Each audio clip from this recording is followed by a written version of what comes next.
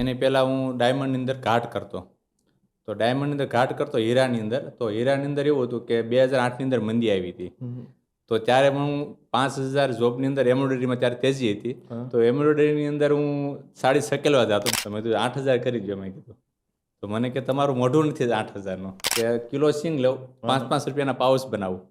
એટલે જે ડાયમંડમાં ચાલુ ઘસતા રોંડે કોઈને ભૂખ લાગે તો આપણી પાસેથી 5 રૂપિયાનું પેકેટ એક પરચેસ કરે. સાંજે 50-60 રૂપિયા એમાંથી મળતા, 200-250 રૂપિયાનું કામ કર્યું. તો સાંજે 300 રૂપિયાનો બિઝનેસ, આખો દિવસનો વેપાર 1800 થી 2000 રૂપિયાનો. બરાબર. એવો ટાર્ગેટ પણ રાખતો કે આજે 2000નો વેપાર કરીને પછી ઘરે જવું છે એમ. બરાબર. તો 1800 રૂપિયાનો વેપાર થાય ને તો 9 વાગે દુકાન બંધ કરવાનો સમય હતો.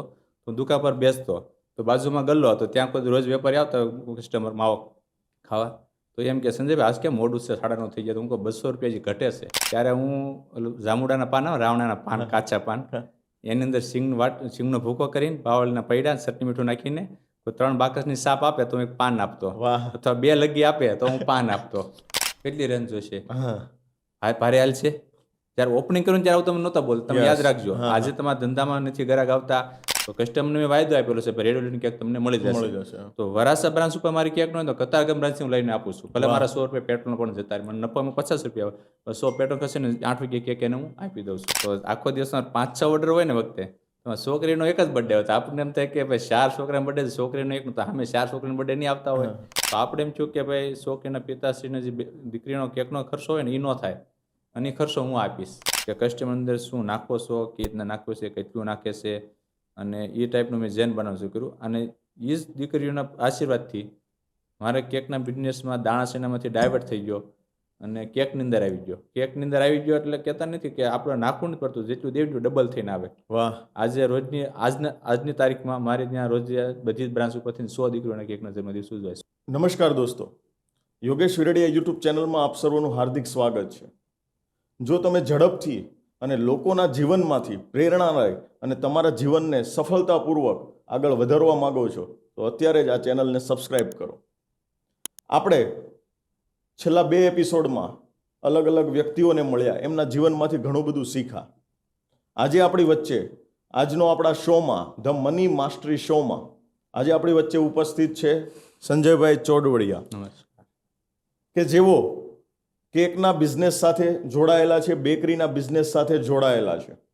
એમનો હું ટૂંકમાં પરિચય આપું તો કે નારાયણનગરમાં આજથી 2010માં ઘનશ્યામ દાણાચણા કરીને એક નાની એવી પતરાવાળી જગ્યામાં એમણે આ શરૂઆત કરી હતી. અને આજે સુરતમાં નહીં, ગુજરાતમાં 13 જેટલા એમના આઉટલેટ ચાલી રહ્યા છે. તો આજે આપણે એમના જીવનમાંથી ઘણું બધું શીખવાનું છે, એના સંઘર્ષમાંથી આપણે ઘણું બધું શીખવાનું છે, અને કેવી રીતે આપણે પણ આપણા જીવનમાં સફળતા સુધી પહોંચી શકીએ એ વાતો આજે એમની પાસેથી ઘણી બધી કરવાની છે. તો સંજયભાઈ, તમારું હાર્દિક સ્વાગત છે અમારો આ શોમાં, the money mastery show. Thank you. તમારા વિશે અમે ઘણું બધું જાણીએ છીએ, પણ આજે મારે તમારા મોઢેથી જ જાણવું છે કે સંજય ચોડવડિયા એટલે કોણ? મારું નામ સંજય ચોડવડિયા, ગામ ધાર કેરાળા, તાલુકો સાવરકુંડલા, જિલ્લો અમરેલી. અને સુરતની અંદર અમે 1995માં આવેલા. ત્યારે હું ડાયમંડની અંદર હતો, અને પછી 2010થી હું બિઝનેસની અંદર આવ્યો, દાણાસેના શોપમાં. બહુ સરસ વાત કરી કે તેઓ એ પહેલાં ડાયમંડની જોબમાં હતા, ડાયમંડમાં એવું કામ કરી રહ્યા હતા, અને ત્યારબાદ એમણે આ સરસ રીતે ઘનશ્યામ લાઈવ કેક કરીને એક સરસ મજાનો બિઝનેસ ડેવલપ કર્યો. તો સંજયભાઈ, આ કેકના અને બેકરીના બિઝનેસમાં આવ્યા એના પહેલાં તમે શું કરતા હતા? એની પહેલાં હું ડાયમંડની અંદર ઘાટ કરતો. તો ડાયમંડની અંદર ઘાટ કરતો હીરાની અંદર. તો હીરાની અંદર એવું હતું કે 2008ની અંદર મંદી આવી હતી. તો ત્યારે હું 5000 જોબની અંદર એમ્બ્રોઇડરીમાં ત્યારે તેજી હતી. તો એમ્બ્રોઇડરીની અંદર હું સાડી સકેલવા જતો, બીજું કાંઈ આપણને આવડતું નહીં, એટલે સાડી સકેલવાની, ગણી નાખવાની આટલી સાડી સેના હકેલાઈ ગઈ છે.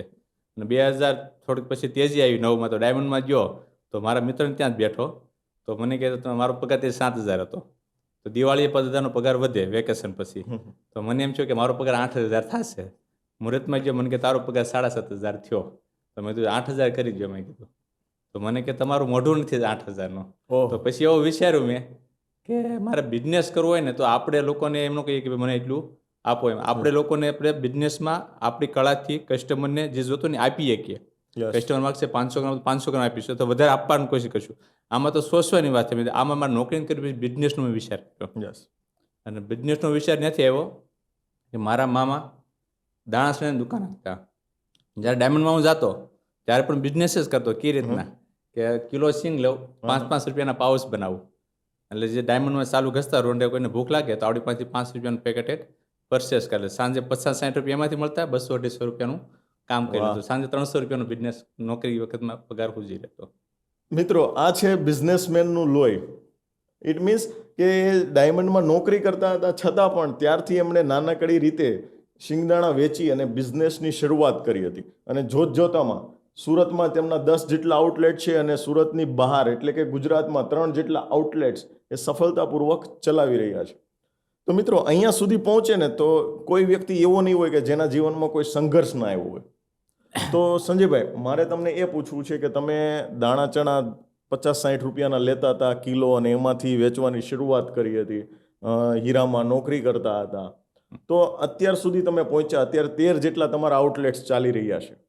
તો આમાં કોઈ એવી સંઘર્ષની વાત કે જે તમને અત્યારે અમારા દર્શક મિત્રો સાથે શેર કરવા માંગતા હો, કે આવો સંઘર્ષ લગભગ કોઈએ નહીં જોયો હોય એમ? સંઘર્ષ તો મેં એ જ જોયેલો કે જ્યારે સગાઈની વાત આવતી ને, મારી સગાઈની, તો બધા પૂછે કે છોકરો શું કરે, તો કે દુકાન ચલાવે એમ. તો દુકાન પછી કે શું કરે, કે દાણા ચણા વેચે. એટલે બધા એમ કહી દે છોકરો રેડી, મકાન છે, પણ ધંધો બરાબર નથી. બરાબર. એટલે એ મારું સંઘર્ષ જ હતું. ઘરેથી મને સમજાવે કે ભાઈ તું આ ધંધો છોડી દે, દાણા ચણા તારી સગાઈ નહીં થાય, જીજાજી બેન બધા કહેતા, તું ઓફિસમાં પાછું જતો રહે, તારી સગાઈ થઈ જાય ને પછી લગ્ન થઈ જાય ને પછી તું આ બિઝનેસમાં આવજે. પણ એ ત્યારે મારે સંઘર્ષ હતો કે ધંધો હશે ને, સગાઈ નહીં થતું ચાલશે, પણ મારે ધંધો કરવો જ છે. અને એ ધંધો મેં શરૂ રાખ્યો હતો, અને હીરામાં નહોતો ગયો હું, અને બિઝનેસમાં પછી સક્સેસ થઈ ગયો. એ જ મારું સંઘર્ષ, પછી કોઈ સંઘર્ષ આવ્યું નથી ક્યારેય. બરાબર. સરસ સરસ.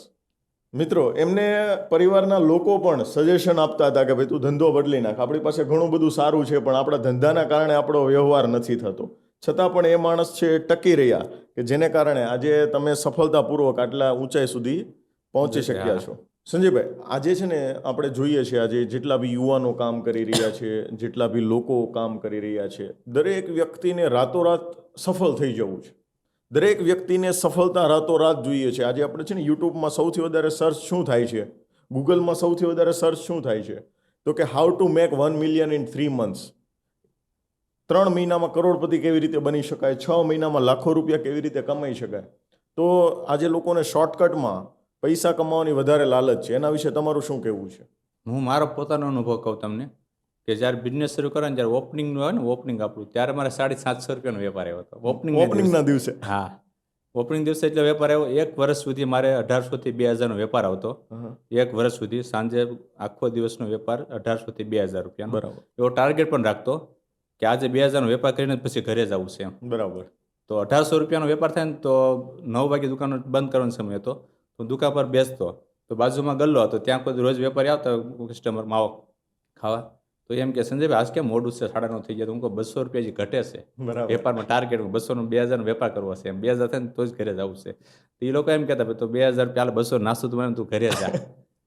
પણ એ તેમે હારી નહોતો ગયો કે ભાઈ મારે એટલો વેપાર થાય તો ધંધો જ કરવો છે. બરાબર. પછી જ્યારે હું પુસ્તક વાંચવાનું બધું કે લોકો બિઝનેસ આગળ કેમ વિચારતો, કસ્ટમર ધંધો આપણને શીખવાડે છે, ગ્રાહક ધંધો આપણને ગ્રાહક શીખવાડે છે, છતાં મારે ત્યાં એક વેપારી આવતા.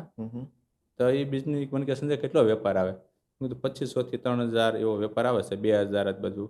તો કે તારે કેટલો કરો? 3350નો વેપાર કરવો છે. તો આપણે 10 થી 12000 પગાર પૂજે. તો મને કે 100 રૂપિયા આપ.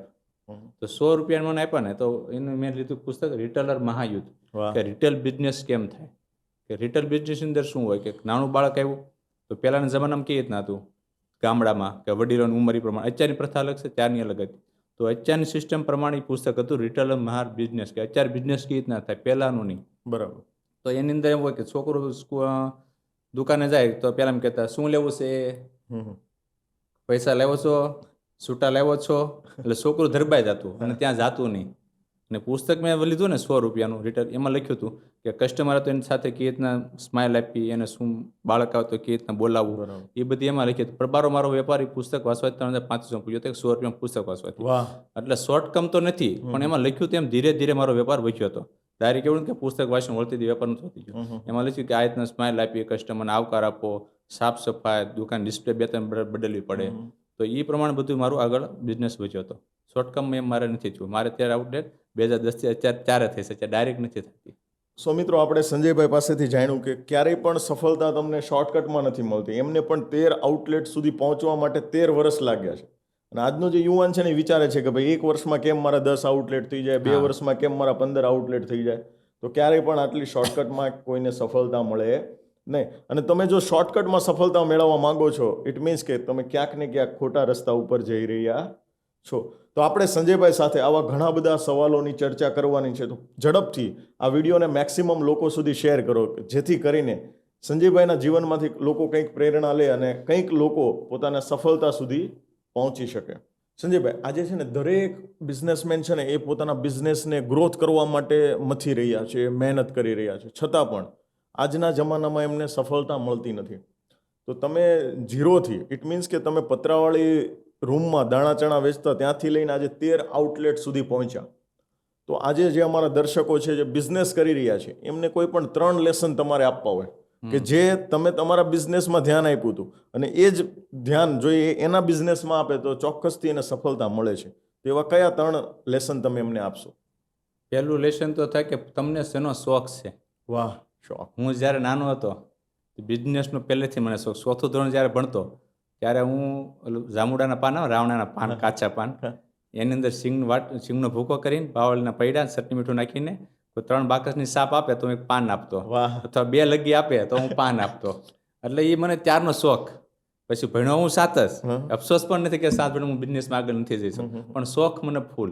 આજે ભલે તે દુકાન છે પણ હિસાબ કિતાબ મને નથી આવડતો. એવું નથી કહેતા જે આગ મારે 50 દુકાન નહીં થાય, પણ શોખ મને એટલો છે કે આ વસ્તુ છે ને આમ દેવી ને તો કસ્ટમરને રાજી થઈ જાય, એ મને શોખ હતો. તમે જે કોઈ પણ બિઝનેસ કરતા હો ને પણ તમને શોખ હોવો જોઈએ. કે દાખલા તરીકે હું કપડાનો બિઝનેસ કરું છું તો મારા કપડા જોઈને લોકોને એમ થાય કે આ શોખીન માણસ આની પાસેથી લેવાય. તમે કહો આજ તમને સારું લાગે એટલે કસ્ટમર આમાં એમનો કે બીજું બતાવ, આ એમ કે લઈ જ જાય. મારા બિઝનેસ અંદર હું કસ્ટમરને એમ કહું ભાઈ આ સોનું તમે લઈ જાઓ એટલે કસ્ટમર લઈ જાય. તો કેકના બિઝનેસ એમ કહો આ ફ્લેવર તમે લઈ જાઓ, કસ્ટમર લઈ જાય. કસ્ટમર આપણને પૂછે કે ભાઈ સંજયભાઈ આમાં કયો ફ્લેવર સારો, હું કહું બધા સારા જ આવે એમ નહીં, પણ મને જે પસંદ છે કે આ તમે લઈ જાઓ તો હું પાછી મને કેક આપી દેવાનું છૂટ. પણ કસ્ટમરને તમે ક્યારે કહ્યું તમને એનો શોખ છે કે આ ડિઝાઇન જેવી કોઈ ટેસ્ટ નથી. એમ પોતાના બિઝનેસની અંદર પોતાનો શોખ હોવો જોઈએ. તમે ટ્યુશન ક્લાસ રાખતા હો, કોઈ ગેરેજની અંદર રાખતા હો, પણ તમારી જ ગાડી જો ઇન્ડિકેટરને સાઇડ લાઇટ મારી હોય ને તમે પછી કસ્ટમરને કહો આ સાઇડ લાઇટ નાખવી પડશે, પણ તમારી નાખી લેશે તો કસ્ટમરને એમ થાય કે ના કે બધી ગાડી શોખ છે. એમ તમારો બિઝનેસ તમારા પોતાનો શોખ છે ને એ બિઝનેસ કરશો ને તો સક્સેસ જાઓ અને એમાં તમને આગળ જવાના ચાન્સ વધારે રહે. આપણે બીજું લેશન તમને કહું છું કે જ્યારે કોઈ બિઝનેસ તમે કરતા હો, તમને શોખ હતો કે મારે રેડીમેડ કપડાની દુકાન કરવી છે, તો તમને એક શોખ હતો કે રેડીમેડ કપડાની દુકાન કરવી, ત્યારે તમે એટલા ઉત્સાહથી કરતા હો કામકાજ કે કસ્ટમર આવે એટલે તમે 5 જોડ કપડાં નાખો, આ નવું આવ્યું છે, આ નવું આવ્યું છે. અને જેવું થોડું તમે માર્કેટમાં નામ થાય ને એટલે શું કરો, કેટલી રેન્જ જોશે, ભારે હાલ છે.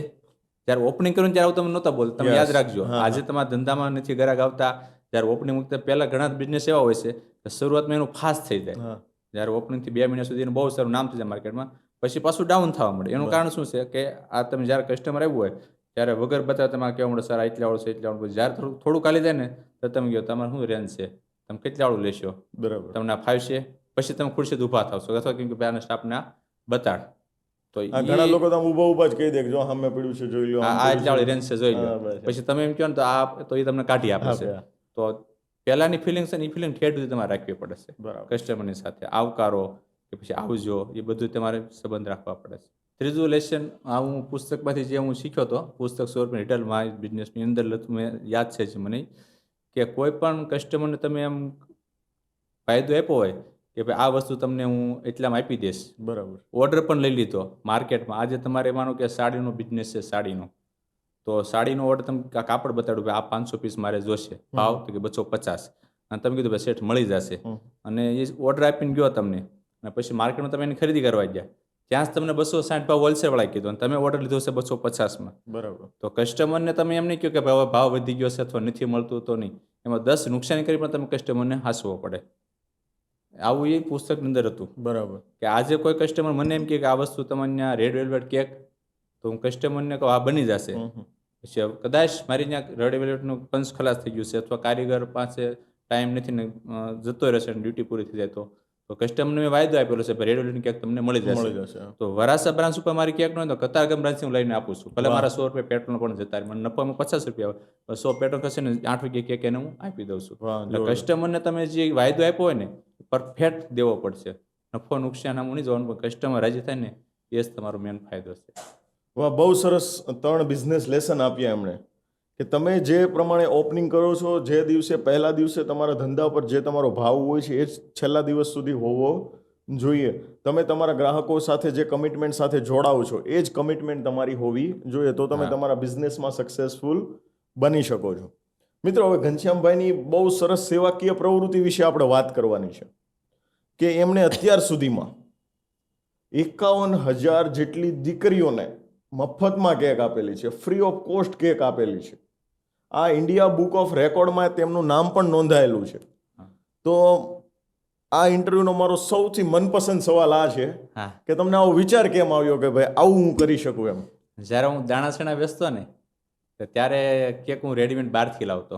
બરાબર. કે ભાઈ છોકરાનો બર્થડે છે, બીજો કે ફર્સ્ટ બર્થડે, બીજો બર્થડે છે, તો કેકના ફોટા બતાડો તો કિલો 2 કિલો ઓર્ડર આપીને જાય.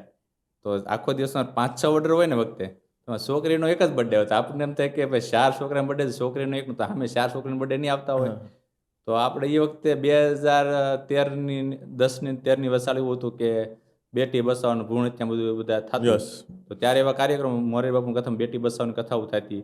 તો એમાંથી મેં પ્રેરણા લીધી કે આ બધું બેટી બચાવો લોકો બોલે તો મારી શું કા નાખતા હશે. બરાબર. તો કે પછી ખબર પડી કે ભાઈ બોજો સ્ત્રી બાળક આવે એટલે કે ભાઈ છોકરી આવે તો કે ખર્ચો થાય, એટલે એને નાનપણથી ભૂણ હત્યા કરી નાખતા. તો મેં કીધું બેટી બચાવો, બચી ગઈ છે તો હવે એની માટે શું કરવાનું? લોકો બીતા કે ખર્ચો લાગે, તો આવી ગઈ બસાવી છે તો હવે એની માટે કોણ? તો આપણે એમ થયું કે ભાઈ છોકરીના પિતાશ્રીને જે દીકરીનો કેકનો ખર્ચો હોય ને એ ન થાય અને એ ખર્ચો હું આપીશ. બરાબર. અને 2010થી આપણે શરૂ કરેલું દીકરીને કેક આપવાનું. બહારથી હું 75 રૂપિયાની પરચેસ કરીને લાવતો અને છોકરાનો બર્થડે હોય તો હું 100 રૂપિયામાં વેચી દેતો. 500 ગ્રામ કે 75ની લાવતો અને 100 રૂપિયામાં વેચી દેતો. અને કોઈ એમ કે દીકરીનો મારો બર્થડે છે તો એને હું ફ્રીમાં આપી દેતો. જન્મ દાખલાનું ઝેરોક્ષ લેતો, કેટલી બર્થડે છે, 2 બર્થડે હોય તો એ પ્રમાણે ઉપરથી 2 કેક હું વધારે લાવતો, રોજની 3-4 કેક લાવતો અને ઓર્ડર નહીં લાવતો. અને દીકરીનો બર્થડે કહે તો હું ફ્રીમાં આપી દઉં. 3 કેકમાં જે આપણે 75 રૂપિયા મળ્યા હોય 25 કરીને, તો 1 કેક ફ્રીમાં આપી દઉં. એટલે મારું તો એમાં કાંઈ જાતું જ નહોતું, નુકસાન નહોતી મારે. તો મેં તો આ તો પુણ્ય થશે ને આપણું કસ્ટમરને દીકરીને રાજીપો મળે છે. તો એ રીતના 2013 સુધી મેં એ રીતના લાવીને આપેલું.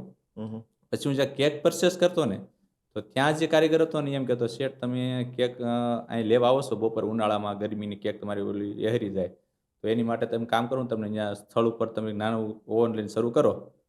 તો મેં કીધું અવડું મોટું છે આ રોકાણ બેકરીનું મારી પાસે પોસિબલ નથી, હું દાણાસણા વેચું છું. મને કે આમાં બહુ ખર્ચો જાજો નથી, કે અવડું ઓવન લઈ આવો માઇક્રો ઓવન અને હું તમને રેસીપી બધું સાંજે શીખવાડીશ. એટલે એ એની ડ્યુટી પર હોય અને સાંજે મારી પાસે એ આવે એટલે જે પરમિશન અમુક લખી દે એને એડ્રેસ આપે કે અહીં બધું મળે છે તો હું લઈ આવતો. પછી સાંજે કારીગરને હું રાત્રે લેવા જાઉં 9 વાગ્યે, એનું કામ પૂરું થાય પછી. એટલે 9 વાગ્યે કારીગર મારે ત્યાં બધું બનાવે. 2-3 કેક મને બનાવી દે, 2-3 ઓર્ડરની બનાવી દે અને દીકરીઓની કેક ફ્રી વાળી એ પણ બનાવી દે. પછી 2 વર્ષ એ રીતના એ તમે કારીગરને મૂકવા ગયો લેવા જઈ રીતના કર્યું. પછી થોડીક કેકનું કામ વધી ગયું, લોકોને એમ થયું કે આ લોકોની સામે બનાવે છે, જેન બનાવે છે. અને જેન બનાવવાનું મારું લાઈવ બનાવવાનું કોન્સેપ્ટ એ હતો. ઘનશ્યામ લાઈવ કેક મેં 2013માં બહાર પાડ્યું. લાઈવનો કોન્સેપ્ટ એ હતો મારો કે હું કેક લેવા જતો ત્યાં અંદર ન જવા દેતા. વાહ. કે શું કારણ અહીંયા બધું અસ્ત હોય કે અંદર નાખતા હશે ઈંડા કે ખબર નહીં. એટલે કારીગરને આપણે કીધું કે શેઠ આવો અમારે ત્યાં વાપરતા નહીં, આપણે ચોખ્ખું જ બનાવી. પણ અંદર મને કોઈ જવા નથી દીધો. કારીગર કે શેઠ અમે વાપરતા નથી, પણ જે વસ્તુ મટીરિયલ ત્યાં હતું એ જ મારી ત્યાં લાવતા, પણ જેન બનતું.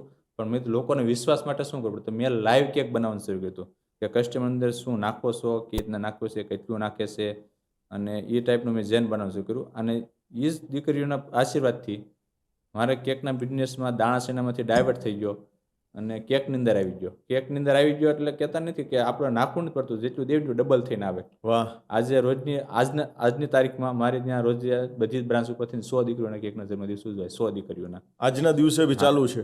પર ડે રોજની 100-125 દીકરીઓને મારી ત્યાં ફ્રી ઓફ કેક દેવી છે દીકરીઓને. તો એની સામે મારું સેલ્સ પણ એટલું છે. આજે તમે એક નવી દુકાન કરો ને કોઈ બીજી બેકરી કોઈ પણ, અને તમે જો ફ્રીમાં આપવાનું શરૂ કરો તો 4-5 કેક જાય ને તો તમને તરત કોસ્ટિંગ એનું આવી જાય કે આ તો 1000 રૂપિયાની કેક જાય છે, કેક તો આપણને જાય છે. નહીં પોસાય. હા પણ મને પોસાય શું કરવા કે એના આશીર્વાદથી અને દિલથી દઉં છું, અને આશીર્વાદથી મારું વધારે ચાલે છે. Yes. એટલે આજ દિવસ સુધી આપણે દીકરીઓનું કાર્ય એવું નથી થયું કે ભાઈ આ દેવાનું બંધ કરી દેવું છે. અને અમુક લોકો મને પ્રશ્ન પૂછે કે સંજયભાઈ તમે આ દીકરીઓને કેક આપો છો તો છોકરાને કેમ નથી આપતા? છોકરાએ શું પાપ કર્યા? તો લોકો અમુક કોમેન્ટ મારે કે તમે ભેદભાવ કરો છો દીકરીમાં દીકરામાં ને એમ, આવું થોડું હોય એમ. તો હું તો એ રીતના કહું કસ્ટમરને કે ભાઈ જો મને જે શ્રદ્ધા દીકરીમાંથી પહેલા હતી, હા દીકરી એટલે લક્ષ્મીનું સ્વરૂપ કહેવાય. હા એટલે મેં કીધું હું દીકરીને એટલા દઉં છું, જો તમને ભગવાને વધારે આપ્યું હોય, તમને એ આશા હોય દીકરાને આપવું છે તો તમે પણ આપી શકો, એવું કંઈ નથી કે આપવું જ પડે એમ. બરાબર જેવો તમને ભાવ થાય એવું તમે આપો. મેં આપને કોઈ દ્વેષ નથી અંતારે. બરાબર તો એ લોકો મને હેરાન કરતા હોય ને પછી ઓર્ડર પણ આપે બરાબર. કે સંજય આ તમને મજાક કરતા હતા, આપણે 1 કિલો કેકનો ઓર્ડર લખો. બરાબર. એટલે આવી રીતના કસ્ટમર સાથે વધારે જ પડેલા છે કે ભાવથી કે બરાબર. આ લોકો એટલું સરસ કામ કરતા આપણે ત્યાં પહેલા ઓર્ડર દઈએ. વાહ 51,000 દીકરીઓને ફ્રી ઓફ કોસ્ટમાં એમના જન્મદિવસ ઉપર કેક, અને એ પ્રથા એવું નથી કે એમણે પહેલાં શરૂ કરી હતી ને પૂરી કરી. આજના દિવસે બી, આજે તમે જ્યારે વિડીયો જોઈ રહ્યા છો ને ત્યારના દિવસે પણ 100 દીકરીઓને કેક એ લોકો ફ્રી ઓફ કોસ્ટ આપે છે એમના જન્મદિવસ ઉપર. સંજયભાઈ, હવે મારે એક સરસ મજાનો સવાલ કે જે મારા પોડકાસ્ટમાં ઇન્ટરવ્યુમાં જેટલા બી લોકો આવે ને બધા બિઝનેસમેનોને હું પૂછું છું અને તમને પણ પૂછું છું. આધ્યાત્મિકતા સાથે જોડાયેલો સવાલ છે. આપણે લો ઓફ કર્મ, કર્મનો સિદ્ધાંત આપણે એમ કહીએ છીએ, તો એના અનુસંધાને દાન અને સેવા, આનાથી આપણને શું ફાયદો થાય? આપણે ધાર્મિક માણસ બધા હોય છે તો બધામાં એવું લખ્યું હોય કે ભગવાનને અર્થે ભાગ કાઢવો. અમે સ્વામિનારાયણ સંપ્રદાયને આશ્રિત છીએ તો એમાં શિક્ષાપત્રીમાં ભગવાન લખ્યું છે કે અમારા આશ્રિતીએ જે કાંઈ ધનાઢ્ય જે કાંઈ આપણે કમાણા હોય અથવા ખેતી કરતા હોય અથવા બિઝનેસ કરતા હોય તેમાંથી શ્રી કૃષ્ણ ભગવાનની અર્થે 10મો ભાગ કાઢવો, અને જો દુર્બળ પરિસ્થિતિ તો 20મો ભાગ કાઢવો. એટલે 100 એ 20 રૂપિયા કાઢવા અને નકર 10 રૂપિયા કાઢવા. તો આપણને એમ થાય કે આ ભગવાનને અર્થે કાઢો, ભગવાન ક્યાં હશે? આપણને બધા અત્યારે બધા એમ વિચારે મંદિરમાં કોઈ જરૂર નથી ને ભગવાનને કઈ જરૂર નથી ને, તો આ ભાગ કાઢીને નાખવો ક્યાં? તો મને તેમ જ થયું કે આ હું દીકરીઓને આપું છું, લક્ષ્મીજીને જ આપું ડાયરેક્ટ, કોઈ મારે વસાલ નથી આમાં કે ભાઈ મંદિરમાં દેવી આ દેવી. પ્રેરણા ભગવાન આપણે ભગવાન નથી કાઢો, ભગવાન બાળક એટલે ભગવાનનું સ્વરૂપ. એટલે એ જે 20મો ભાગ કાઢો ને, 10મો કાઢો, 20મો કાઢો, એ દીકરીને અર્થે કાઢો. અથવા શિક્ષણ છે, વિદ્યાદાન મહાપુણ્યદાન છે. કોઈ જરૂરિયાતમંદને ફીસ ભરી દો તમે એને શિક્ષા માટે. Very good. વિદ્યાદાન કરી મોટું પુણ્ય થાય. મહેનત કરવાથી લક્ષ્મી નથી આવતી. આજે 2018 થી હું નિવૃત્ત છું. નિવૃત્ત એટલે વિચારોથી નિવૃત્ત નથી, દુકાને જવાનું બંધ કર્યું છે. ખાલી એવું લાગે તો જાવ. ઓહો, નકર 13 જેટલા આઉટલેટ ચાલે છે, જવાનું નહીં. જતો નથી. મસ્ત મેનેજમેન્ટ શીખવા જેવું છે. યસ. હા, કે બધા એમ કહે છે કે સંજય તને આ બધું આવડ્યું કેમ? આના ક્લાસ આવે. સાત ભણેલો વ્યક્તિ એમ વિચાર કરો. ક્યાંક તારી સિસ્ટમ હશે, કોમ્પ્યુટર સોફ્ટવેર બધું તારે હાલતું હશે ને. મેં તું કાંઈ નથી, અઠે ગઠે છે. કે અઠે ગઠે એટલે મેં કીધું જો વિશ્વાસ છે ને પહેલું છે. વિશ્વાસ છે એ ધર્મ, શાસ્ત્ર, ટેકનોલોજીને વિશ્વાસ ન હોય તો તમારું બધું તો. મને તમારી ઉપર સારામાં સારો વિશ્વાસ છે. સોફ્ટવેર સિસ્ટમ છે હેંગ કરીને લોકો આડવડું કરી નાખે છે. એટલે ભક્તિ ભાવ ધંધાની અંદર જે મારે જોઈન્ટ થયો તો આપણે આમી વ્યક્તિ પર વિશ્વાસ મૂક્યો હોય, અને એવા વિશ્વાસ મૂક્યો હોય ને તે આજે 13 બ્રાન્ચ થાય છે. એટલે વિશ્વાસ મૂકશો સ્ટાફ ઉપર, ભાગીદાર ઉપર, તો એક વધારે સારું પડે. ભગવાને આપણી પર વિશ્વાસ મૂક્યો કે દુનિયામાં જશે, કંઈક કરશે, લોકોને સારું કરશે, અને આપણે વિશ્વાસ કરે ભગવાન પછી આપણે હમું નથી જોવાના. એમ દાન પુણ્ય, ભક્તિ, એ બધું પુણ્યથી લક્ષ્મી આવશે, મહેનતથી તો ઓછી આવે છે. બહુ સરસ મજાની વાત કરી એમણે કે ભાઈ મહેનતથી તો લક્ષ્મી ઓછી આવશે, પણ જો તમે જરૂરિયાતમંદ વ્યક્તિઓને હેલ્પ કરશો, મદદ કરશો, સેવા કરશો, દાન કરશો, તો ચોક્કસથી તમારી પાસે લક્ષ્મી આવશે. અને વિચાર કરો કે ભાઈ જે વ્યક્તિએ MBA એમ નથી કરેલો અને એ વ્યક્તિ અત્યારે નિવૃત્ત છે, ઇટ મીન્સ કે કોઈ પણ જગ્યા ઉપર, કોઈ પણ આઉટલેટ પર એમને જવાની જરૂર નથી રહેતી. તો આ વસ્તુ પણ આપણે એમના પાસેથી શીખવા જેવી છે. તો આપણે અમારા દર્શક મિત્રોને કીધું કે ભાઈ આ વસ્તુ તમારી પાસેથી શીખવા જેવી છે. તો હું તમને એવું કહીશ કે જીવનમાં શીખતા રહેવું જોઈએ. એનું શું મહત્વ છે? શા માટે આપણે દરેક વ્યક્તિએ શીખતા રહેવું જોઈએ? તમે હમણાં વાત કરી કે ભાઈ તમને એક વ્યક્તિ 100 રૂપિયાનું પુસ્તક આપીને ગયા હતા, રિટેલ મહાયોદ્ધ એમ, બરોબર છે? તો એમાંથી તમે ઘણું બધું શીખા. તો અમારા જે દર્શક મિત્રો છે, બિઝનેસ કરે છે અથવા તો કંઈક ને કંઈક જીવનમાં સંઘર્ષ કરી રહ્યા છે, તો એમને શીખવાનું શું મહત્વ છે, એ વિશે શું કહેશો તમે? શીખતા રહેવું રોજે. 100 રૂપિયાનું પુસ્તક વાંચ્યું, 3,3500નો વેપાર થયો.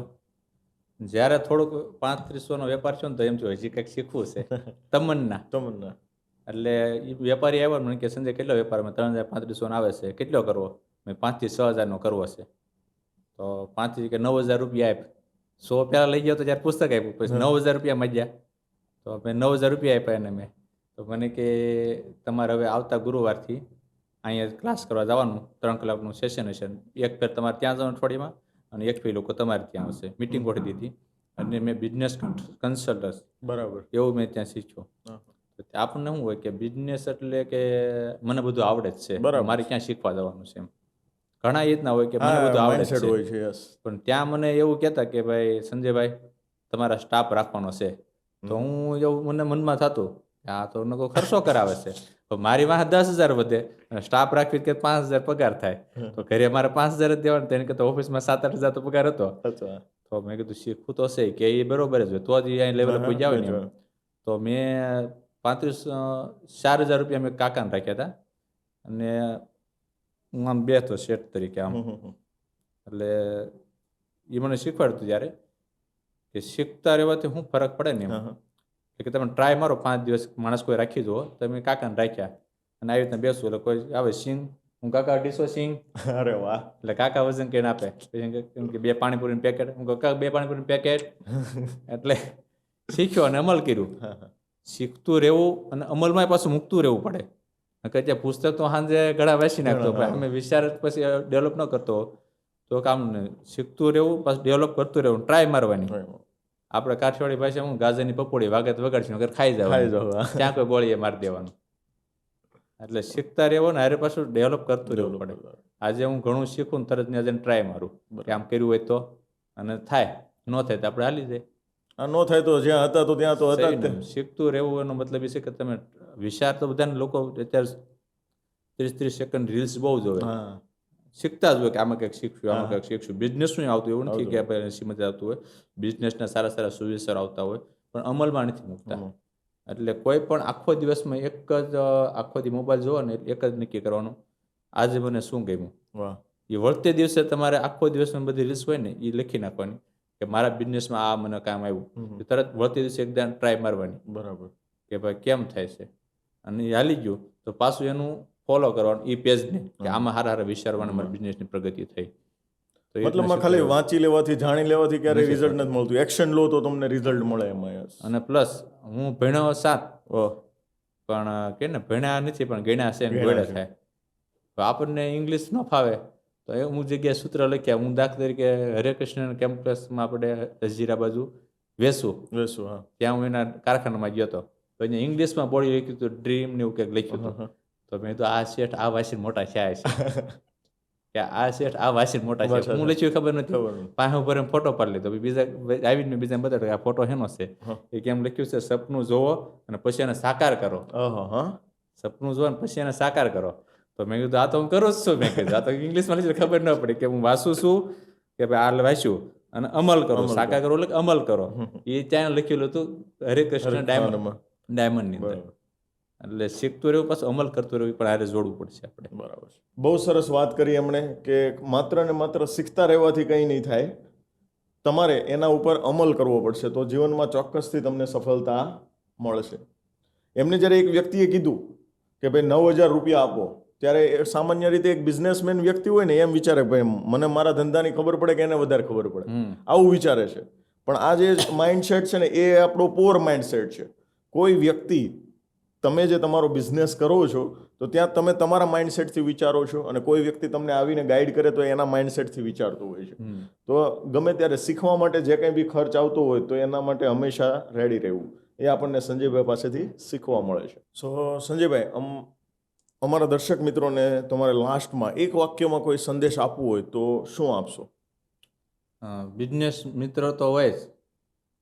કોઈ બાળકો તમે કહો છો કે ભાઈ આમાં ભણતા હશે, લોકો જોતા હશે, કોલેજ કરતા અથવા નોકરી કરતા જોતા હશે, તો બિઝનેસનું બધા વિચાર છે કે આ ભાઈ સંજયભાઈ ત્યાં દુકાન થાય, અમારે ત્યાં દુકાન કરવી છે. તો ધંધો છે ને ડાયરેક્ટ મોટો નથી થતો, ડાયરેક્ટ નથી કરાતો. અને કર્યો હોય તો આપણને એમાંથી સફળતા મળતી નથી. ધંધો કરો પણ નાનેથી શરૂઆત કરો. ધંધો નાનો છે પણ પોતાનો છે, આવું એક પાજી કરીને કહે યસ છે. યસ યસ ધંધો નાનો છે પણ પોતાનો છે. મારું જો મેં દાણસનેથી આજે બિઝનેસ શરૂ કર્યો હતો, જે 15,000 મૂડીમાંથી રોકાણમાંથી મેં શરૂ કર્યો. ધંધો નાનો છે પણ પોતાનો પોતાનો છે. એટલે ધંધો નાનો હશે પણ પોતાનો છે. કોઈ પણ તમને આઈડિયા આવે છે, દાખલા તરીકે મેં કીધું કે રેડીમેડમાં તમને શોખ છે, તો તમે એક જોડથી શરૂ કરો બરાબર કે ભાઈ ઓનલાઈન લાવીને બીજાને આપો, ગેરંટી આપો, સર્વિસ આપો, બરાબર પછી બીજી મગવો, બીજાને વાત કરો, 3 જોડે ત્રીજાને વાત કરો. એવી રીતના ધંધો નાનો છે પણ પોતાનો, એવી રીતના શરૂઆત કરવાની. યસ આજે 13 દુકાન થાય કે હજી 15 થાય, ડાયરેક્ટ મેં નથી કરી. બરાબર તમે પણ કોઈ પણ ધંધો કરો, આજે સમયસર લોન લઈને લોકો ધંધા મોટા કરી નાખે છે, અથવા કોઈની સાથે કે ભાઈ મોટું કર્યું તો થોડા ઝાઝા રૂપિયા મળે, એવું નથી થતું. એટલે ધંધો કોઈ પણ કરો તો શરૂઆત ઘરેથી કરજો. આજે કોઈ પણ બ્રાન્ડ હશે તો એની કહાની પુસ્તક કોઈ પણ હશે વાંચશો ને તો નાનેથી જ નાનેથી હશે. જ છે. પણ આજે શું છે, લોકોને ડાયરેક્ટ હાઇલાઇટ થયું છે ને ખર્ચા વધારે બતાવી દેશે. અથવા તમારા પાસે પૈસા છે તો 1 વર્ષ ધંધો હાલે ને એટલા રૂપિયા તમે પાસે રાખો અને પછી બિઝનેસ શરૂ કરો. બરાબર. એટલે તમારે બિઝનેસમાં અટવાવ નહીં.